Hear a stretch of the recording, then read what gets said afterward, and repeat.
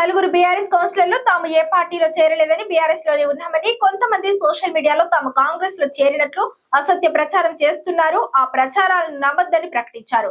ఈ మేరకు ఆ నలుగురు బీఆర్ఎస్ కౌన్సిలర్లు కాంగ్రెస్ లో చేరుతున్నట్లు సోషల్ మీడియాలో తప్పుడు ప్రచారాన్ని బీఆర్ఎస్ కౌన్సిలర్లు ఖండించారు. ఈ సందర్భంగా ఆదివారం వీడియో విడుదల చేశారు. ఈ సందర్భంగా వారు మాట్లాడుతూ తాము కాంగ్రెస్ పార్టీలో చేరలేమని, బీఆర్ఎస్ పార్టీతోనే ఉన్నామని స్పష్టం చేశారు. సోషల్ మీడియాలో వస్తున్న తప్పుడు ప్రచారాన్ని తీవ్రంగా ఖండిస్తున్నామని అన్నారు.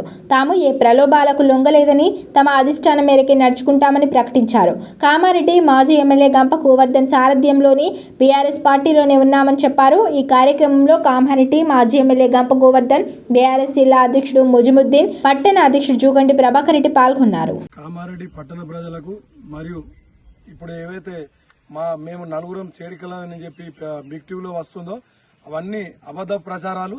మేము ఎలాంటి ప్రలోభాలకు గురి కాలేదు, ఎలాంటి పార్టీలోకి మేము వెళ్ళలేదు. మేము మా అధిష్టానం ఎవరైతే మా గంప గోవర్ధన్ అన్న ముజిబన్న ఉన్నారో వాళ్ళు చెప్పిన విధంగానే మేము ఇప్పుడు ఏదైతే వస్తుందో నేను గెరిగంటి లక్ష్మీనారాయణ, మా భార్య స్వప్న, హఫీజ్ బేగ్, పిట్ల వేణుగోపాల్, మేము మాతో పాటు మిగతా మా సహచర కౌన్సిలర్లు కూడా అందరం ఒకే దగ్గర ఉన్నాం. మేము మా పార్టీ చెప్పిన లైనప్ లోనే ఉన్నాము.